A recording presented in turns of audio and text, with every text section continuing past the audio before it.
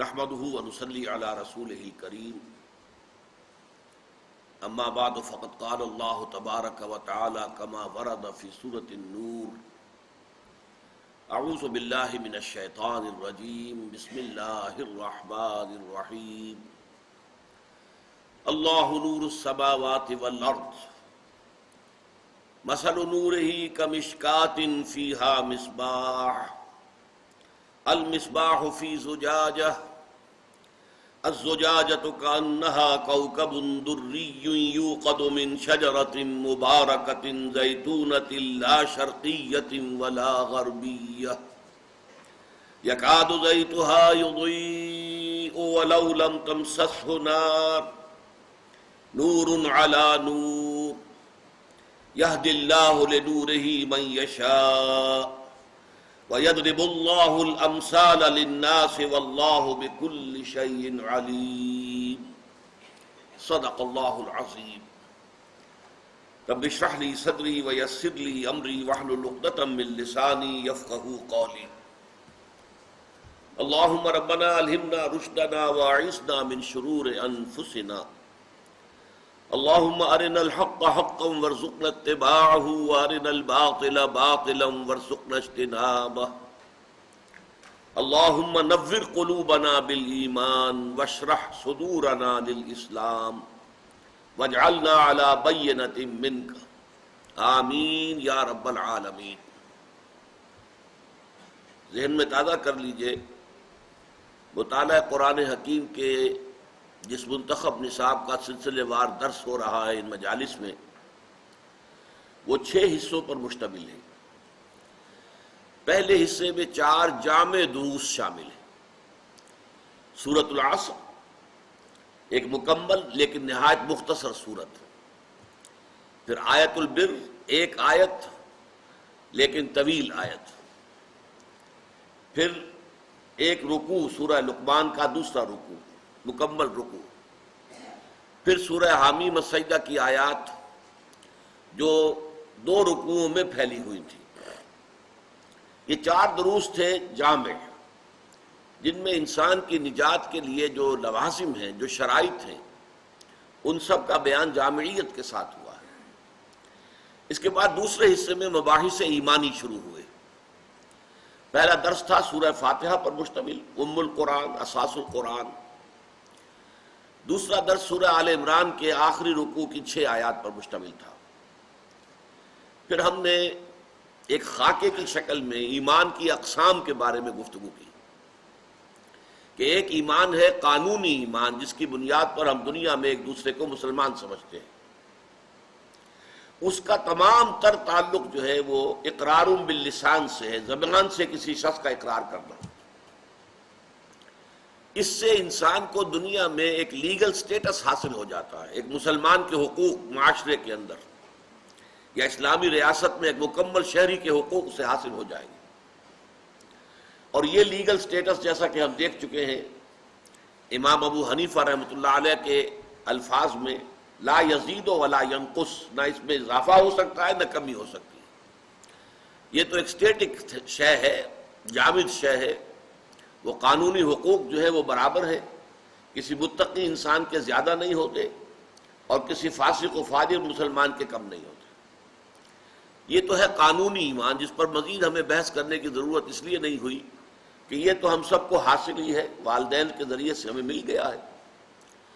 البتہ حقیقی ایمان وہ ہے جو دل کے یقین کی کیفیت پر مشتمل ہے، تصدیق بالقلب، دل کی گہرائی کے اندر یقین پیدا ہو جائے۔ اگرچہ اس کے بھی درجے ہوں گے گہرائی کے اعتبار سے، کس کا کتنا گہرا ہے اور گہرا ہے اور گہرا ہے، اس میں میں آپ کو سورہ مائدہ کی آیت سنا چکا ہوں۔ لیکن یہ کہ دل کے اندر تصدیق ہونی چاہیے، کسی نہ کسی درجے میں یقین کا عنصر ہونا چاہیے۔ یہ ہے وہ ایمان جو آخرت میں معتبر ہوگا۔ اللہ تعالیٰ دلوں کے حالات سے واقف ہے، ہم تو دلوں کے حال کو جان نہیں سکتے۔ دنیا میں ہماری مجبوری ہے کہ انسان کے قول پر ہم سارا دار و مدار رکھیں اپنے معاملات کا۔ آخرت میں واسطہ ہے اس ہستی سے جو علیم بذات الصدور ہے، جو سینوں کے حالات سے واقف ہے کہ اندر کیا ہے اور کیا نہیں ہے۔ وہاں وہ ایمان در حقیقت وہی معتبر ہوگا جو دلی یقین والا ایمان۔ اچھا، یہ دلی یقین والا ایمان بھی دو طرح پر پیدا ہو سکتا ہے، تقلیدی انداز میں، غیر شعوری انداز میں۔ آپ نے اگر اسلام قبول کر لیا ہے اور اب اسلام کے احکام پر عمل کرتے رہیں تو اس تسلسل عمل کے نتیجے میں بھی ایک یقین کی کیفیت پیدا ہو جاتی ہے۔ یا اگر اصحاب یقین کی صحبت آپ کو میسر آتی رہے تو ان کے قرب اور صحبت کی وجہ سے بھی ایک یقین کی کیفیت پیدا ہو جائے گی، لیکن یہ غیر شعوری ایمان ہوگا، اس میں کوئی انٹلیکچوئل ایلیمنٹ نہیں ہوگا، فہم کا، بصیرت کا کوئی عنصر شامل نہیں ہوگا۔ دوسرا ہے اکتسابی ایمان، جو انسان اپنے غور و فکر، سوچ و بچار کے نتیجے میں حاصل کرتا ہے، اور وہ در حقیقت شعوری ایمان ہے۔ قل ھذہ سبیلی ادعو الی اللہ علی بصیرۃ انا ومن اتبعنی۔ اس کے ذیل میں پھر ہم نے دیکھا کہ سورہ آل عمران کی آخری آیات میں اور اس سے پہلے سورہ بقرہ کے 20ویں رکوع کی طویل آیت میں پہلی حقیقت یہ واضح کی گئی کہ جہاں تک اللہ پر ایمان کا تعلق ہے وہ کسی منطقی دلیل سے، کسی سائنسی دلیل سے ثابت نہیں کیا جا سکتا۔ اللہ کا وجود، اللہ کی ہستی، یہ کسی منطقی دلیل سے یا کسی سائنٹیفک آرگومنٹ سے ثابت نہیں کی جا سکتی۔ یہ تو ایک ہی طریقہ ہے کہ وہ اندر انسان کے موجود ہے، صرف ذہول کا اور نسیان کا، بھول کا پردہ طاری ہو گیا ہے، لہذا آیات کے حوالے سے یاد دلایا جاتا، دیکھو کوئی یاد آیا تمہیں، فلاں شے کو دیکھو، یہ اللہ کی آیت ہے، اللہ یاد آ گیا۔ تو اگر تو وہ یاد آئے گا تو اندر سے یاد آئے گا، آپ باہر سے ایمان باللہ کسی کے دل میں داخل نہیں کر سکتے، کوئی تدبیر نہیں۔ اسی لیے آیات کا لفظ قرآن مجید میں آیا۔ آیت کہتے نشانی کو ہے، نشانی وہ شے ہوتی ہے جسے دیکھ کر کوئی شے یاد آ جائے، وہ یاد آنا سپونٹینیس ہوتا ہے، از خود ہوتا ہے، اس میں کوئی اور جو ہے آپ تکلف کے ذریعے سے نہیں کر سکتے۔ اسی لیے فذکر انما انت مذکر لست علیہم بمسیطر، اے اللہ کے نبی آپ تو یاد دہانی کی کوشش کیجئے، اور آپ کا کام صرف یاد دہانی کرانا ہے، آپ کو داروغہ نہیں ہے، آپ ان سے اللہ کی ہستی کو منوا نہیں سکتے، وہ تو ان کے اپنے اندر سے ابھرے گا۔ البتہ یہ کہ اس کے بعد پھر منطقی دلائل بھی اس میں شامل ہوتے ہیں، تو پھر ایمان باللہ کے بعد ایمان بالآخرہ، اور پھر جب کسی نبی یا نبی کے امتی داعی کی آواز کان میں پڑتی ہے، وہ انہی امور کی دعوت دے رہا ہے۔ ربنا اننا سمعنا منادیا ینادی للایمان ان آمنوا بربکم فآمنا، تو ہم ایمان لے آئے۔ یہ ایمان سمعی ہے، ایمان بالرسالت۔ اب در حقیقت اسی مفہوم کو سورہ نور کی جو آیات ہیں ان کے اندر، آیات نور یہ مشہور ہیں قرآن مجید کی آیات، اور بہت یوں سمجھیے کہ فضیلت والی ہیں، ان میں ایک تمثیل کے پیرائے میں بیان کیا گیا ہے۔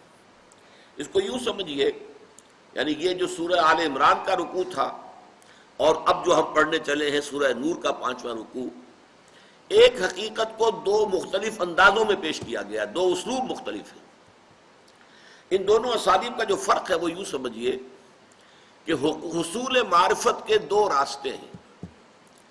ایک راستہ ہے خارج کے دنیا کا مطالعہ، مشاہدہ، کھول آنکھ، زمین دیکھ، فلک دیکھ، فضا دیکھ، مشرق سے ابھرتے ہوئے سورج کو ذرا دیکھ، یہ آیات آفاقیہ جو پھیلی ہوئی ہے، ان کو انسان دیکھتا ہے اور کوئی یاد آتا ہے کہ یقیناً کوئی ہستی ہے، کوئی معشوق ہے اس پردہ زنگاری میں، کوئی نہ کوئی ہے۔ ردائے لالا گل پردہ ماہو انجم، جہاں جہاں وہ چھپے ہیں عجیب عالم ہے، کوئی ہستی ہے ان کے پیچھے۔ اور ایک یہ ہے کہ اپنے من میں ڈوب کر پا جا سراغ زندگی۔ قرآن مجید بھی آیات کو تقسیم کرتا ہے آیات آفاقیہ اور آیات انفسیہ۔ چنانچہ فرمایا وَفِي الْأَرْضِ آیَاتٌ لِلْمُوقِنِينَ، یقین کرنے والوں کے لیے زمین میں بھی بے شمار آیتیں ہیں، اللہ کی نشانیاں ہیں۔ وَفِي أَنفُسِكُمْ أَفَلَا تُبْصِرُونَ، تمہارے اپنے اندر بھی اللہ کی نشانیاں موجود ہیں، تو کیا تم دیکھتے نہیں ہو؟ تو آیات آفاقی، کھول آنکھ، زمین دیکھ، فلک دیکھ، فضا دیکھ۔ افلا ينظرون الى الابل كيف خلقت والى السماء كيف رفعت والى الجبال كيف نصبت والى الارض كيف سطحت فذكر انما انت مذكر لست عليهم بمسيطر۔ انہوں نے دیکھا نہیں کیسے اونٹ کی پیدائش ہے، خلقت ہے، اس کو ماحول کے ساتھ کتنا سازگار بنا دیا گیا، اپنے اپنے اس پورے کلائمیٹ کے لیے، اس علاقے کے لیے موزوں ترین جسم عطا کیا گیا. ہفتہ ہفتہ بھر پانی نہ ملے اس پر گزارا کر سکتا ہے بغیر پانی پیے، بغیر خوراک کے. یہ جو اللہ نے بنایا ہے یہ جہاز ہے، صحرا کا جہاز، تو واقعہ یہ ہے کہ اس کی خلقت میں کتنی اللہ کی حکمت کی نشانیاں ہیں. پھر آسمان کو نہیں دیکھتے کس طرح اس کو اٹھا دیا گیا ہے، زمین کو نہیں دیکھتے کیسے بچھا دی گئی ہے، تو یہ پہاڑوں کو نہیں دیکھتے کیسے جما دیے گئے زمین کے اندر. فذکر، تو اے نبی آپ بس یاد دہانی کرائیے، نشانیاں دکھائیے اور یاد کرانے کی کوشش کیجیے. انما انت مذکر، آپ تو بس یاد دلانے والے ہیں. انما یہ کلمہ حسر ہے، اس سے زیادہ آپ کا کوئی رول ہے نہیں. یاد آئے گا تو خود بخود آئے گا، نہیں آئے گا تو آپ منوا نہیں سکتے. لست علیہم بمسیطر، آپ ان کے اوپر کوئی داروغہ نہیں. یہی مضمون آیا ہے سورہ حامیم سجدہ کے آخر میں، سنوریہم آیاتنا فی الآفاق وفی انفسہم حتی یتبین لہم انہ الحق. ہم ان قریب انہیں اپنی نشانیاں دکھائیں گے آفاق میں بھی اور ان کے اپنے اندر بھی، یہاں تک کہ یہ بات ان پر پوری مبرہن ہو جائے گی، واضح ہو جائے گی، ثابت ہو جائے گی کہ قرآن مجید الحق ہے. انہ الحق، انہ الحق، قرآن مجید حق ہے، حقائق پر مبنی ہے، حقیقتوں کو بیان کر رہا ہے. تو جیسے کہ دو اصطلاحات ہیں سائیکالوجی کی، ایکسٹروورٹس اور انٹروورٹس. کچھ لوگ ہوتے ہیں خارج کی دنیا سے زیادہ دلچسپی رکھتے ہیں، کچھ لوگ ہوتے ہیں جو من کی دنیا میں اپنے اندر تنہا بیٹھے ہوئے غور و فکر کر رہے ہیں. یہ مزاج ہے جو اللہ تعالیٰ نے بنائے. تو ایک راستہ تو وہ ہے کہ آفاقی آیات کو دیکھو، اور قرآنی آیات جو ہیں وہ اس کے لیے کیٹلیٹک ایجنٹس کا کام کرتی ہیں، جیسا کہ میں بیان کر چکا ہوں. توجہ دینا، دیکھو بھائی، آسمان کو نہیں دیکھتے، زمین کو نہیں دیکھتے، سورج کو نہیں دیکھتے، چاند کو نہیں دیکھتے، اونٹ کو نہیں دیکھتے، ان کو دیکھو کوئی تمہیں یاد آئے گا. اور ایک وہ ہے جو اپنے من کے اندر، اقبال جیسے کہتے ہیں، اپنے من میں ڈوب کر پا جا سراغ زندگی. اتفاق کی بات یہ ہے کہ اس سے پہلے بھی کانٹ کا ذکر یہاں ہوا ہے. کانٹ نے بھی بالآخر اپنی ساری بحثوں کو سمپ کر کے کہا ہے کہ اللہ تعالیٰ کی ہستی کے بارے میں دو شواہد ہیں اہم ترین. The starry heavens above and the moral law within. اب یہاں بھی دیکھیے کہ ایک ہے خارج کا، آفاق کا معاملہ، یہ ستاروں بھرا آسمان، یہ اللہ تعالیٰ کی نشانی ہے. And the moral law within, moral law, انسان کے اپنے اندر ایک ضابطۂ اخلاق موجود ہے. انسان جانتا ہے بائی از ویری نیچر کہ یہ شے بری ہے، یہ اچھی ہے، یہ گڈ ہے، یہ ایول ہے، یہ خیر ہے، یہ شر ہے. مورل لا انسان کے اندر ہے، اور اس کو ہم نے دیکھا کہ اس کو قرآن مجید اس کو استعمال کرتا ہے ایمان بالآخرت کے استدلال میں. اگر نیکی نیکی ہے اور بدی بدی ہے، وہ بات غلط ہے کہ نتھنگ از گڈ اور bad, only thinking makes it so. No, بدی بدی ہے، نیکی نیکی ہے، خیر خیر ہے، شر شر ہے. تو ظاہر بات ہے کہ گندم از گندم بے رو یا جو سے جو، نیکی کا نتیجہ اچھا نکلنا چاہیے، بدی کا برا نکلنا چاہیے. دنیا میں ہم دیکھتے ہیں کہ ایسا نہیں ہو رہا، الٹا ہو رہا ہے بلکہ. لہذا ایک اور عالم کی ضرورت ہے جس میں یہ مورل لا پورے طور پر ایفیکٹو ہو. یہ جو دنیا ہے، یہ عالم دنیا، یہ فزیکل لاز کے اعتبار سے مکمل ہے، کامل ہے. آپ سنکھیا کھائیں گے مر جائیں گے، چاہے آپ نے غلطی سے کھایا تھا، اس سے کوئی فرق نہیں پڑے گا. آپ نے اسے کچھ اور شے سمجھا تھا، آپ کھا بیٹھے سنکھیا، تو آپ کے سمجھنے نہ سمجھنے سے اس پر کوئی فرق واقع نہیں ہوگا، موت واقع ہو جائے گی. مورل لا، یہ فزیکل لا یہاں پر مکمل ہے، ایفیکٹو ہے. لیکن آپ جھوٹ بولیں گے، آپ کی زبان پر چھالا بھی نہیں پڑے گا. آپ حرام کی کمائی کھائیں گے، آپ کے پیٹ میں درد بھی نہیں ہوگا. لہذا مورل لا جو ہے وہ ایفیکٹو نہیں ہے، آپریٹو نہیں ہے. اس کے لیے ایک اور عالم چاہیے. تو اس کے لیے دلیل جو ہے وہ مورل لا جو ہے بنیاد ہے. اب یہاں سورہ نور کے بارے میں جان لیجئے، یہ دو صورتیں قرآن مجید میں ایک طرح سے جوڑے کے مانند ہیں. اکثر تو صورتیں جو جوڑوں کی شکل میں ہوتی ہیں وہ ساتھ ساتھ ہوتی ہیں. سورہ مزمل، سورہ مدثر، قل اعوذ برب الفلق، قل اعوذ برب الناس، یا ایھا النبی لما تحرم ما احل اللہ لک، یا ایھا النبی اذا طلقتم النساء فطلقوهن لعدتهن، سورہ صف ہے، سورہ جمعہ ہے، جوڑے کی شکل میں ہے. لیکن یہاں ایسا مسئلہ ہے کہ یہ مدنی سورت جو آئی ہے قرآن مجید میں 14 مکی صورتوں کے بعد آئی ہے. اسی طریقے سے 8 مکی صورتوں کے بعد سورہ احزاب آئے گی، اور سورہ احزاب میں اور سورہ نور کے اندر بڑی مشابہتیں ہیں.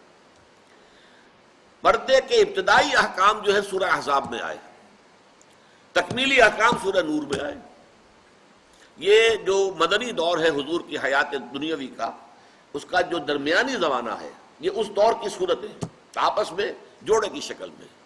یہ بھی 9 رکوعوں پر مشتمل ہے، وہ بھی 9 رکوعوں پر مشتمل ہے. اس کے بھی درمیان میں، وہ میں بعد میں آپ کو سناؤں گا آیت، بڑی جامع آیت آئی ہے. اور یہاں بھی بالکل درمیان میں 5واں رکوع، اور 5واں رکوع یوں سمجھیے کہ جیسے کوئی انگوٹھی ہوتی ہے کہ یہاں اس کے کوئی ہیرا لگا ہوا ہے، کوئی اور نگینہ ہے، اور دونوں سائڈز کے اوپر پھر ظاہر بات ہے کہ وہ تو صرف گھیراؤ ہے. اسی طریقے سے یہ آیات نور جو ہیں یہ اس ہیرے اور نگینے کے مانند ہیں جو اس سورہ نور کے عین وسط کے اندر ہمیں ٹنگا ہوا نظر آ رہا ہے. اس میں تمثیل کے پیرائے میں اللہ تعالیٰ کی معرفت کے بارے میں بیان کیا گیا، اللہ نور السماوات والارض.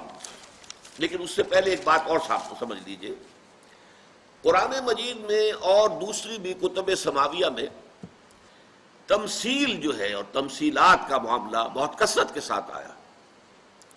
اگر آپ بائبل، اور خاص طور پر اس میں سے میری مراد جو ہے وہ انجیل ہے، یہ جو گاسپلز ہیں، 4 انجیلیں جو ہیں، اگر ان کو پڑھیں گے تو دیکھیں گے کہ حضرت عیسیٰ علیہ السلام تمثیل کے پیرائے میں بہت گفتگو کرتے تھے. بلکہ پوچھا بھی ہے آپ کے حوارین میں سے کسی نے کہ آپ بہت تمثیل کے انداز میں بات کرتے ہیں. فرمایا تاکہ وہی لوگ سمجھیں کہ جن کا سمجھنا مفید ہے. لیکن یہ جو اصولی طور پر بات ہے اس کو یوں سمجھ لیجئے کہ بہت سے مضامین ایسے ہیں جو بہت ہی لطیف ماورائی حقائق جو ہیں کائنات کے، وہ ہمارے ذہن میں بھی نہیں آ سکتے پورے طور پر.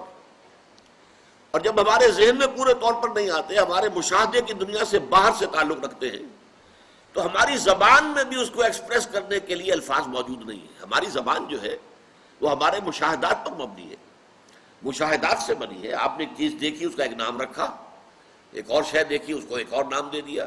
جو ہم دیکھ رہے ہیں مشاہدات ہیں، اسی سے ہماری زبان جو ہے وہ پروان چڑھ رہی. تو وہ ماورائی حقائق جو ہیں، میٹافزیکل ٹروتھس جو ہائیسٹ، نہایت سٹل، ان کا معاملہ یہ ہے کہ وہ ہماری زبان میں ادا ہونے کے قابل نہیں، اور ہمارے ذہنوں کے اندر یہ صلاحیت نہیں کہ ان کی پوری گرفت کر سکیں. لیکن دوسری طرف یہ بھی ضروری ہے کہ کوئی نہ کوئی اندازہ ان کا انسان کو ہونا چاہیے. اگر نہ ہو، اگر نہ معلوم ہو کہ مرنے کے بعد جی اٹھنا ہے، نہ معلوم ہو کہ جنت بھی ہے، دوزخ بھی ہے، تو ظاہر بات ہے کہ پھر ہمارا طرز عمل درست نہیں رہے گا. ہمیں معلوم ہونا چاہیے. لہذا اگرچہ پورا تصور ہم نہیں کر سکتے، فرشتے کا ہم تصور کر ہی نہیں سکتے، فرشتے کی ہستی کا، یعنی اللہ تعالیٰ کی ذات تو وراء الورا ثم وراء الورا ثم وراء الورا ہے، فرشتے کی ہستی کا تصور ممکن نہیں ہمارے لیے.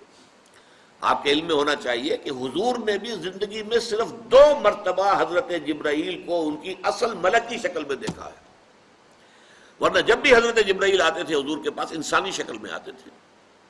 حضرت دحیہ کلبی رضی اللہ تعالیٰ عنہ ایک نہایت حسین صحابی تھے، اکثر و بیشتر ان کی شکل اختیار کر کے حضرت جبرائیل آتے تھے. صرف 2 مواقع پر آپ نے دیکھا حضرت جبرائیل کو ان کی اصل شکل میں. ایک مرتبہ جب آپ غار حرا سے اتر رہے تھے نیچے جبل نور سے، تو آواز آئی یا محمد. آپ نے دیکھا آگے پیچھے کوئی نہیں ہے، گھبرائے بھی تھوڑا سا خوف طاری ہوا، یہ کیا معاملہ ہے. پھر چلے، پھر آواز آئی یا محمد. پھر آپ نے دیکھا کوئی نظر نہیں آیا. تیسری مرتبہ آواز آئی تو اچانک آپ کی نگاہ اٹھ گئی. اب آپ نے دیکھا حضرت جبرائیل کو پورا افق بھرا ہوا تھا، ایک کرسی پر بیٹھے ہوئے، لیکن اس کیفیت کے ساتھ کہ پورا افق ہورائزن ٹوٹلی وہ آکوپائڈ تھا ان کے وجود سے. تو اس ملکی شکل میں حضور نے ایک اس وقت دیکھا ہے، اور خوف طاری ہوا آپ پر، اور آپ نے گھر میں آ کر کہا زملونی زملونی، مجھے کپڑا اڑا دو. اس کے بعد وہ سورہ مدثر کی آیات نازل ہوئی، یا ایھا المدثر قم فانذر وربک فکبر وثیابک فطہر والرجز فاہجر ولا تمنن تستکثر ولربک فاصبر۔ ایک یہ واقعہ ہے۔ دوسرا واقعہ، جب حضور کو لینے کے لیے حضرت جبرائیل آئے ہیں معراج کے لیے، تو اس وقت بھی وہ انسانی صورت میں رہے، صرف سدرۃ المنتہا پر پہنچ کر، جہاں سے آگے ان کا گزر نہیں تھا، جس کے بعد کہہ دیا گیا کہ اگر یک سرے منہ برتر پرم، اگر میں اب ایک بار برابر بھی آگے بڑھا، بسوز تجلا بسوز پرم، میرے پر جل جائیں گے۔ اس کے بعد حضور گئے ہیں تنہا آگے۔ اس موقع پر بھی حضرت جبرائیل نے اپنے آپ کو ریویل کیا ہے اپنی پوری ملکی شان کے ساتھ۔ وَلَقَدْ رَآهُ نَزْلَةً أُخْرَى عِنْدَ سِدْرَةِ الْمُنْتَهَا، وہ سدرۃ المنتہا پر جب حضور پہنچے اور حضرت جبرائیل پہنچے ہیں، وہاں حضرت جبرائیل نے اپنے آپ کو اپنی اصل ملکی شکل میں جو ہے وہ ریویل کیا، واضح کیا۔ تو حضور نے بھی صرف 2 مرتبہ دیکھا ہے، تو ہم کیا تصور کریں گے؟ لیکن یہ کہ ان چیزوں پر ایمان ضروری ہے، فرشتے پر ایمان ہے، جنت پر ایمان ہے، دوزخ پر ایمان ہے، لہذا اس کے لیے قرآن مجید میں تمثیلات کا پیرایا اختیار کیا گیا، مثال کے ذریعے سے، تاکہ چاہے آپ پوری بات نہ سمجھ سکیں، کچھ نہ کچھ دھندلا سا اثر آپ کے تاثر آپ کے ذہن پر قائم ہو جائے۔ اسی لیے یہاں فرمایا ہے، جو آیت ہم پڑھ رہے ہیں اس کے آخر میں، وَيَضْرِبُ اللَّهُ الْأَمْثَالَ لِلنَّاسِ، اللہ تعالیٰ لوگوں کے لیے مثالیں بیان کرتا ہے، اللہ کو ضرورت نہیں ہے۔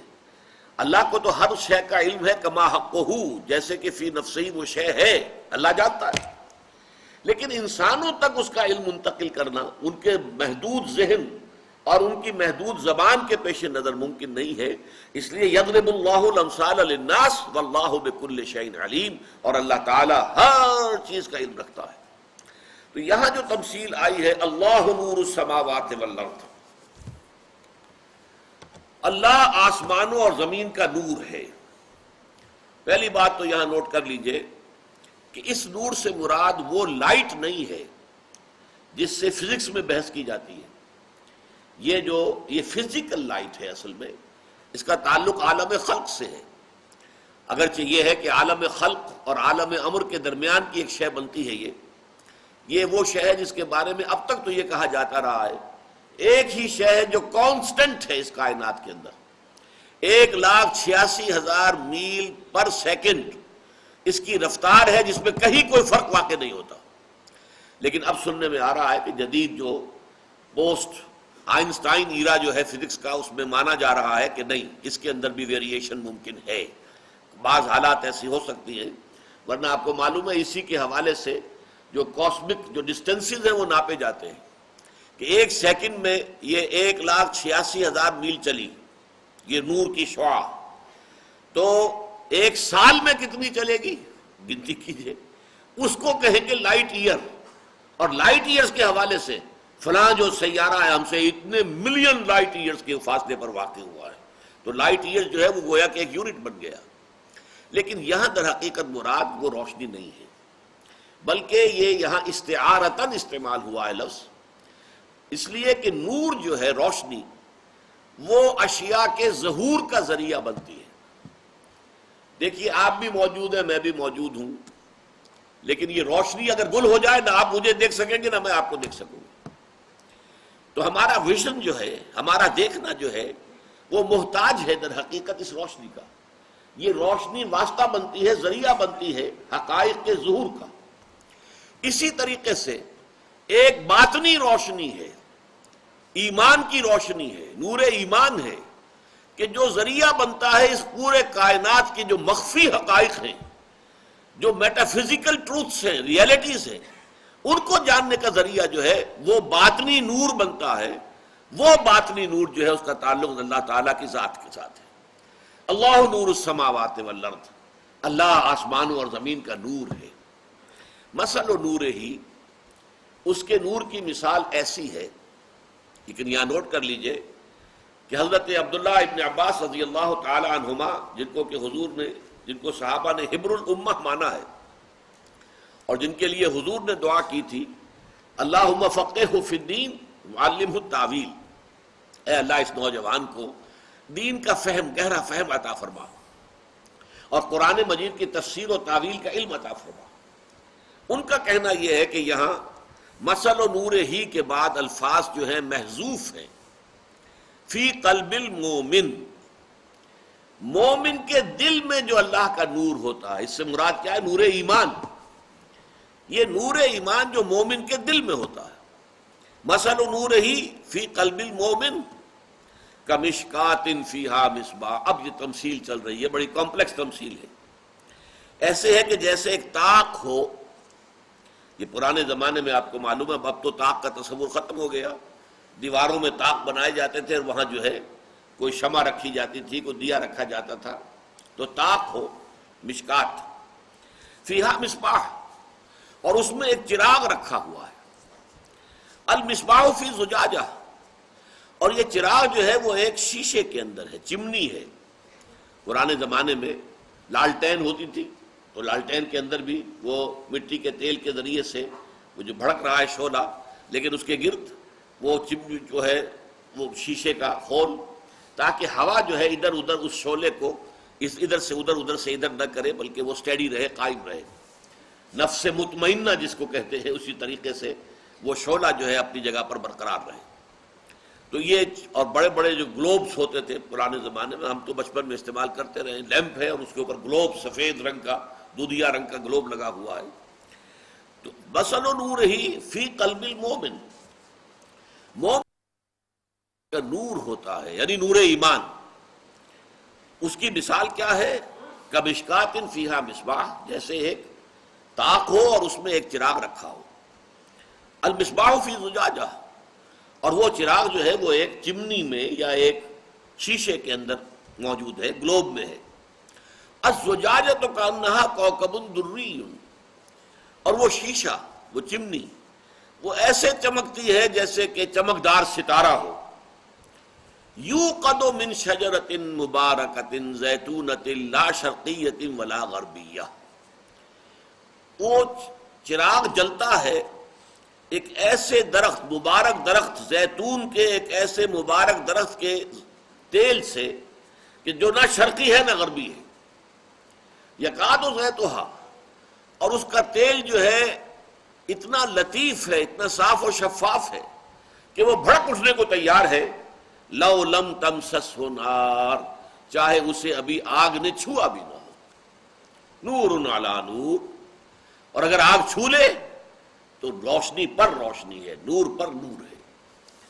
اب اس کو یوں سمجھیے، پچھلے زمانے سے آپ کو معلوم ہے کہ تیل کے ذریعے سے دیا ہو، چراغ ہو، اس کے اندر تیل جلتا تھا. لیکن تیل میں زمین و آسمان کا فرق ہے. کڑوا تیل ہے، وہ خود جو ہے آگ کو اختیار نہیں کرتا. آپ کو اس میں روئی کی بتی لگانی پڑے گی، وہ بتی سک کرے گی تیل کو، اس میں وہ تیل جلے گا. براہ راست تیل نہیں جلے گا، بلکہ تیل کو جلانے کے لیے آپ کو درمیانی ایک واسطہ بتی کا اختیار کرنا پڑا. لالٹین میں کیا ہوتا تھا؟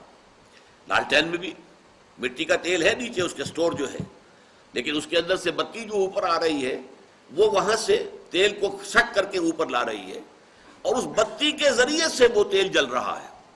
ورنہ براہ راست آپ دیاشنائی دکھائیں گے مٹی کے تیل کو تو مٹی کا تیل تو نہیں جلے گا. اس کے برعکس آپ کو معلوم ہے پیٹرول جو ہے وہ خود آگ کو آگے بڑھ کر پکڑتا ہے.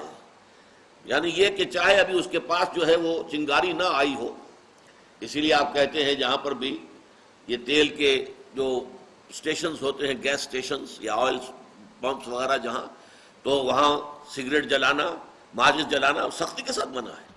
اس لیے کہ کسی بھی وقت وہ پیٹرول جو ہے وہ پکڑ لے گا، دھماکہ ہو جائے گا، تباہی آ جائے گی. یہ ہے فرق تیل اور تیل کے اندر. اب ظاہر بات ہے جس زمانے میں قرآن نازل ہو رہا ہے، پیٹرول کا بھی وجود نہیں تھا، انسان نہیں جانتا تھا، پیٹرول سے واقف نہیں تھا. لیکن انتہائی صاف اور شفاف تیل ہونے کے اعتبار سے زیتون کا تیل، اور زیتون بھی عام نہیں، ایسا زیتون کا درخت جو نہ شرقی ہو نہ غربی ہو. اس کو کہا ہے عبداللہ ابن عباس نے کہ یا تو وہ کسی اونچائی پر ہے، پہاڑ کی چوٹی کے اوپر درخت کھڑا ہے. اب ظاہر بات ہے کہ اس پر سارا دن جو ہے سورج کی تمازت جو ہے وہ اثر کرے گی. صبح کے وقت بھی سورج پڑ رہا ہے، شام کو بھی ہے، اس لیے کہ تو کوئی اوٹ نہیں ہے. شرقی درخت ہے، فرض کیجئے کوئی جھنڈ ہے، اس کے مشرق میں جو درخت ہوگا صبح کی دھوپ تو اسے ملے گی، شام کی دھوپ تو نہیں ملے گی، اس لیے کہ اس کے اور سورج کے درمیان جو مغرب کے اندر اس کے جو درخت ہیں وہ آڑ بن جائیں گے۔ اگر کوئی غربی ہے تو صبح کی دھوپ اسے نہیں ملے گی، اسے صرف جو ہے شام کی دھوپ ملے گی۔ لا شرقیت ولا غربیہ، نہ شرقی نہ غربی۔ یا تو یہ کہ کھلے میدان میں ایک درخت ہے، پورا دن دھوپ کی تمادل، ظاہر بات ہے کہ جو کچھ بھی پیدا ہوتا ہے درختوں کے اندر اس کی اصل سورس جو ہے وہ تو سولر انرجی ہے، فوٹو سنتھسس کے ذریعے سے وہ سولر انرجی کنورٹ ہو رہی ہے، اسی انرجی کو آپ بعد میں لکڑی کو جلا کر آگ نکال لیتے ہیں، یہ کہاں سے آ گئی؟ یہ اس میں سٹور ہوئی ہے سولر انرجی۔ لیکن یہ کہ وہ درخت زیتون کا، وہ شجرہ مبارکہ زیتون کا کہ جو نہ شرقی ہے نہ غربی ہے، بلکہ جس کو پورا دن جو ہے دھوپ کی تمازت ملتی ہے، اس کا تیل اتنا صاف ہوتا تھا کہ بھڑک اٹھنے کو تیار، جس کی آج جو ہے کامل مثال ہمارے سامنے پیٹرول ہے۔ یہ مثال ہے کہ اگر اس طرح کی کیفیت ہو، اب یہاں پہ در حقیقت کیا بتایا گیا؟ دیکھیے ہمارے سینے کی جو شکل ہے، اگر پنجرہ جو ہے سامنے آپ کے موجود ہو تو آپ کو معلوم ہوگا سینہ جو ہے وہ ایک طاق کے مانند ہے، جس طریقے سے پہلے زمانے میں طاق ہوتے تھے۔ ڈائفرام اوپر نیچے ہے اس کے، جو اس کا بیس بنتا ہے، اور اس کے اوپر ریسٹ کیے ہوئے دل، یہ دل ہے جس میں اللہ تعالیٰ کا نور سماتا ہے۔ حدیث میں آتا ہے لم یسعنی ارضی ولا سمائی ولکن یسعنی قلب عبد المومن، میں نہ آسمانوں میں سما سکتا ہوں نہ زمین میں سما سکتا ہوں، لیکن اپنے بندہ مومن کے دل میں سما جاتا ہوں۔ یہ بندہ مومن کے دل میں جو اللہ تعالیٰ کا نور ہے، اور اس کے لیے یہ قلب مومن جو ہے اس کے اندر نور کی مثال ہے۔ اس میں ایک تو فطرت کا تیل ہے، وہ فطرت کا تیل صاف اور شفاف، کسی کا اتنا صاف اور شفاف تھا کہ حضرت ابو بکر صدیق رضی اللہ تعالیٰ عنہ کو دیر ہی نہیں لگی، ادھر حضور نے بات کی ادھر وہ فوراً ایمان لے آئے، اس لیے کہ وہ روغن شفاف تھا۔ نغمے بےتاب ہے تاروں سے نکلنے کے لیے، گویا کہ خود ہی اندر سے ہی بےتابی ہے آگے بڑھنے کے لیے، بڑھ کر آگے جو ہے وہ تھاما جا رہا ہے اور پکڑا جا رہا ہے آگ کو۔ بالکل یہی معاملہ ہے کہ جیسے ہی نور وحی سامنے آیا وہ آئینہ قلب جگمگا اٹھا، اس لیے کہ اس کے اوپر کہیں تکدر نہیں ہے، کہیں پردے نہیں ہے، کہیں ظہول نہیں ہے۔ کچھ لوگوں کا مسئلہ یہ ہوتا ہے کہ ان کے اوپر کچھ تعصبات، کچھ اور طرح کے تکبر، حسد، اس کے پردے ہوتے ہیں تو ان کو وقت لگ جاتا ہے وہ پردے ہٹنے میں۔ لیکن یہ کہ قلب کے اندر معرفت خداوندی اور محبت خداوندی موجود ہیں، جیسے ہی آئینہ وحی سامنے آیا، وہ جیسے ہی نور وحی سامنے آیا وہ اندر کا آئینہ جو ہے جگمگا اٹھتا ہے، اور یہ دونوں سے مل کر پھر نور ایمان کی تکمیل ہوتی ہے۔ نور علی نور، یہ نور ہے نور پر، دو نور، نور فطرت، یہ لفظ میں بہت مرتبہ استعمال کر چکا ہوں، فطرت کے اندر نور یعنی وہی جو ہمارے اندر روح ربانی موجود ہے، وَنَفَخْتُ فِيهِ مِن رُوحِي، اور روح کا مسکن قلب ہے۔ تو یہ ہے در حقیقت نور ہماری فطرت کا۔ اور دوسرا نور قرآن، فَآمِنُوا بِاللَّهِ وَرَسُولِهِ وَالنُّورِ الَّذِي أَنزَلْنَا، ایمان لاؤ اللہ پر اور اس کے رسول پر اور اس نور پر کہ جو ہم نے نازل کیا ہے۔ یہ قرآن نور ہے۔ جب ان دونوں کا امتزاج ہو گیا، دونوں جمع ہو گئے، اور اس نور وحی سے وہ آئینہ، وہ نور جو ہے فطرت کے اندر وہ جگمگا اٹھا، تو اس کا نام ہے نور علی نور، روشنی پر روشنی۔ یہد اللہ لنورہ من یشاء، اللہ تعالی ہدایت دیتا ہے، رہنمائی فرماتا ہے اپنے نور کی جانب جس کو چاہتا ہے۔ وَيَضْرِبُ اللَّهُ الْأَمْثَالَ لِلنَّاسِ، یہ ٹکڑا میں پہلے بیان کر چکا ہوں۔ اللہ تعالیٰ یہ مثالیں لوگوں کے لیے بیان کرتا ہے۔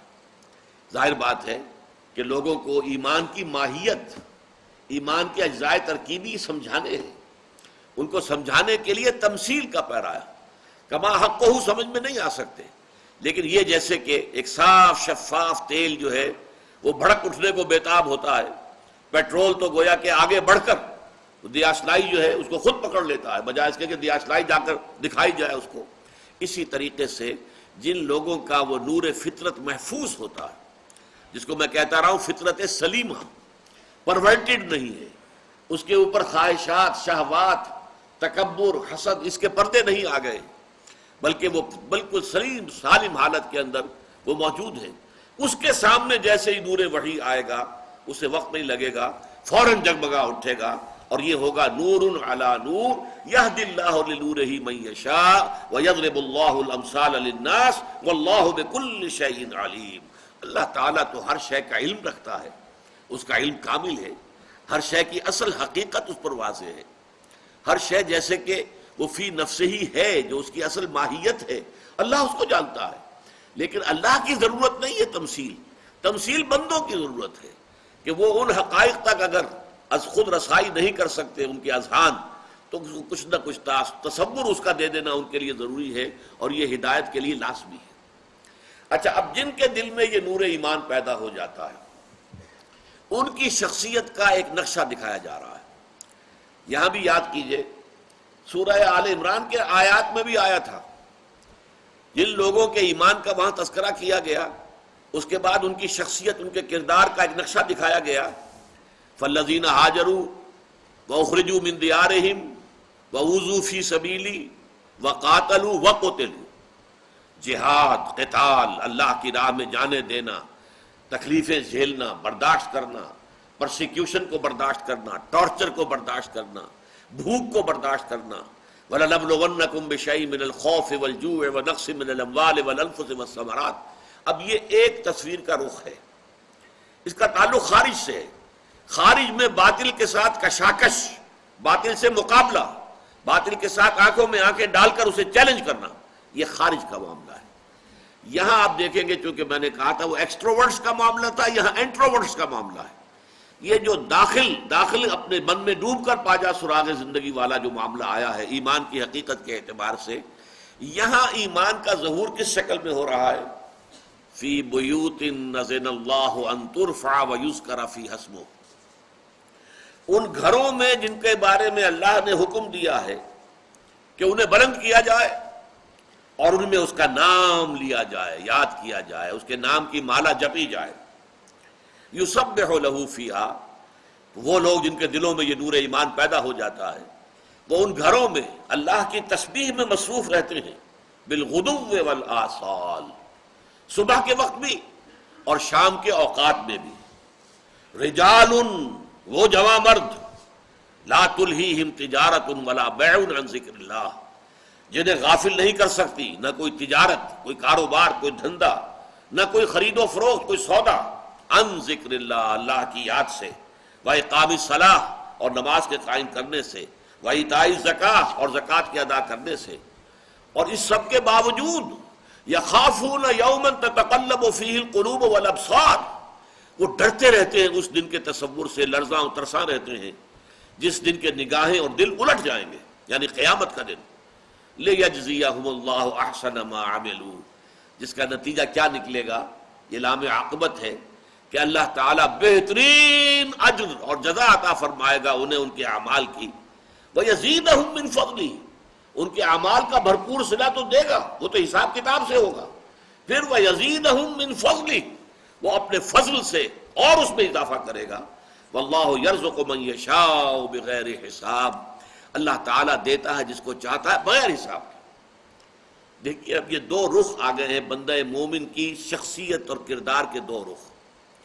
ایک کردار ہے خارجی، ایک کردار ہے داخلی، اندر اللہ کی محبت، اللہ کے ذکر سے اطمینان کا ہونا، اللہ کی محبت میں اور اللہ کے ذکر میں کسی شے کو آڑے نہ آنے دینا، کاروبار دنیاوی ہو، کوئی اور سودا ہو، لین دین ہو، کہیں بھی اللہ کے ذکر سے جو ہے وہ شے انسان کو باز نہ رکھ سکے، اور پھر بھی خوف، لرزاں و ترساں، ان کی زندگی کا یہ سارا نقشہ جو ہے دیا جا رہا، یہ ایک پکچر ہے۔ اور بندہ مومن کی شخصیت کی مکمل تصویر ان دونوں کو جوڑنے سے بنتی ہے۔ ہوتا یہی ہے اکثر و بیشتر، بعض لوگوں کا رجحان اس پہلے رخ کی طرف زیادہ ہوتا ہے، دوسرے کی طرف کم ہوتا ہے، بعض کا دوسرے کی طرف زیادہ ہے، پہلے کی طرف کم ہے۔ لیکن یہ کہ بالکل فارغ اور خالی رہ جانا، ایک یک رخی شخصیت، وہ اسلام کو مطلوب نہیں ہے۔ اسلام کو وہ شخصیت مطلوب ہے جو ایک طرف فالذین ہاجروا واخرجوا من دیارہم واوذوا فی سبیلی وقاتلوا وقتلوا، لَأُكَفِّرَنَّ عَنْهُمْ سَيِّئَاتِهِمْ۔ اب دیکھیے وہاں نہ نماز کا ذکر ہے، نہ ذکر کا ذکر ہے، اللہ کی یاد کا ذکر ہے، کچھ ذکر نہیں۔ لیکن دوسرا رخ کیا ہے؟ فی بیوت نذر اللہ ان ترفع ویذکر فیہا اسمہ، ان گھروں میں مراد ہے مساجد۔ یہ مساجد کے بارے میں ایک قول نقل کیا حضرت عبداللہ ابن عباس کا امام راضی نے کہ یہ مساجد جو ہے یہ اللہ تعالیٰ کے نور کے مراکز ہیں، اور جس طرح تم آسمان پر ستاروں کو چمکتے ہوئے دیکھتے ہو، آسمان والوں کو زمین میں یہ مسجدیں جو ہیں چمکتی ہوئی نظر آتی ہیں۔ نور ربانی جو ہے در حقیقت جہاں اللہ کی یاد کی جا رہی ہے، نماز پڑھی جا رہی ہے، آسمان والے دیکھتے ہیں زمین کو تو وہاں یہ مسجدیں ستاروں کے مانند چمکتی ہوئی نظر آتی ہیں۔ فی بیوت اذن اللہ ان ترفع، انہیں بلند کیا جائے۔ مسجدوں کے بارے میں یہ ضرور ہے کہ ان کی ایک حیثیت نمایاں ہونی چاہیے، بہت زیادہ تکلف تو نہیں ہے جو بھی ہمارے ہاں آج کل ہو رہا ہے، تصنع اور تکلف اور آرائشیں، یہ نہیں، سادہ، لیکن یہ کہ وہ محسوس ہونا چاہیے جو بھی آبادی ہے اس میں ایک نمایاں مقام معلوم ہو، نمایاں حیثیت نظر آئے۔ کبھی کبھی ٹرین پر سفر کرتے ہوئے یہ نقشہ نظر آتا ہے، کسی گاؤں کے پاس سے گاڑی گزر رہی ہے، کچے گھروں دے ہیں لیکن ساتھ درمیان میں ایک مسجد جو ہے وہ نمایاں نظر آ رہی ہے، وہ دوسرے گھروں سے بلند ہے، چاہے وہ کوئی زیادہ خود نہیں، کوئی بڑی عالیشان نہیں ہے، لیکن اپنی آبادی کے اعتبار سے اس کا جو ایک نمایاں حیثیت جو ہے وہ نظر آ رہی ہے۔ تو فی بیوت اذن اللہ ان ترفع ویذکر فیہا اسمہ، اور پھر اس میں ذکر کیا جائے، اللہ تعالیٰ کے نام کی مالا جپی جائے، بالغدو والآصال۔ غدو جو ہے یہ مصدر ہے اس لیے اس کی جمع نہیں آتی، آصال اصیل کی جمع ہے، شاموں، اصیل کہتے ہیں شام کو، شاموں میں مراد یہ ہے کہ شام کے اوقات میں آپ کو معلوم ہے نمازیں متعدد ہیں، اور صبح کا نصف جو ہے دن، نصف النہار پر اگر آپ تقسیم کریں گے دن کو تو نصف النہار سے پہلے ایک نماز ہے صرف فجر کی نماز، باقی وقت جو ہے اللہ تعالیٰ نے خالی چھوڑ دیا ہے میرے اور آپ کے لیے، جو بھی دنیاوی دھندے ہیں، جو بھی کاروبار معاش ہے اس کے اندر لگی ہے۔ لیکن اقم الصلاۃ لدلوک الشمس الی غسق اللیل وقرآن الفجر، جیسے ہی سورج ذرا ڈھلکا، اب ظہر آ گئی، اب عصر آ گئی، اب مغرب آ گئی، اب عشاء آ گئی، وہ تابڑ توڑ، اور آپ کو معلوم ہے سردیوں میں تو ایسا معلوم ہوتا ہے کہ تو چل میں آیا، ایک نماز سے فارغ ہوئے نہیں کہ دوسری نماز کا وقت تیار ہے، تو یہ کیفیت ہو جاتی ہے۔ لہذا بالغدو والآصال رجال لا تلہیہم تجارت ولا بیع عن ذکر اللہ، اب رجال کا لفظ آیا، وہ جمع مرد، ہمت کی ضرورت ہے، اللہ کے ساتھ ایسے لو لگا لینا کہ کوئی شے جو ہے مانے نہ ہو سکے ذکر الہی میں اور نماز میں اور زکوٰۃ کی ادائیگی میں، اس کے لیے بڑی ہمت درکار ہے۔ وہ جمع ہمت لوگ، وہ جمع مرد لوگ جنہیں غافل نہیں کر سکتی نہ کوئی تجارت اور نہ ہی کوئی سودا لین دین عن ذکر اللہ، اللہ کی یاد سے، و اقام الصلاۃ اور نماز کی ادائیگی سے، و ایتاء الزکاۃ اور زکوٰۃ کی ادائیگی سے، اور اس سب کے باوجود ان کے دلوں کا حال کیا ہے، ان کا تواضع جو ہے اللہ کے سامنے، عاجزی، ان کا جس طریقے سے کیفیت اللہ کے سامنے ہے، یخافون یوما تتقلب فیہ القلوب والابصار، رقیق القلب ہے، ڈرتے رہتے ہیں اس دن کے تصور سے جس دن کے نگاہیں اور دل الٹ جائیں گے۔ لیجزیہم اللہ احسن ما عملوا، تاکہ اللہ ان کو جزا دے بہترین ان کے اعمال کا، ویزیدہم من فضلہ، اور اس جزا پر اضافہ کرے اپنے فضل سے۔ واللہ یرزق من یشاء بغیر حساب، اور اللہ تعالیٰ جس کو چاہتا ہے دینا تو پھر بغیر حساب دیتا ہے، اس کے فضل کا پھر کوئی حساب نہیں ہے۔ جہاں تک اجر کا تعلق ہے وہ حساب سے ہے، لیکن فضل بے حساب، جتنا چاہے اللہ دے، کوئی اس کے ہاتھ کو روکنے والا نہیں ہے۔ بارک اللہ لی ولکم فی القرآن العظیم ونفعنی وإیاکم بالآیات والذکر الحکیم۔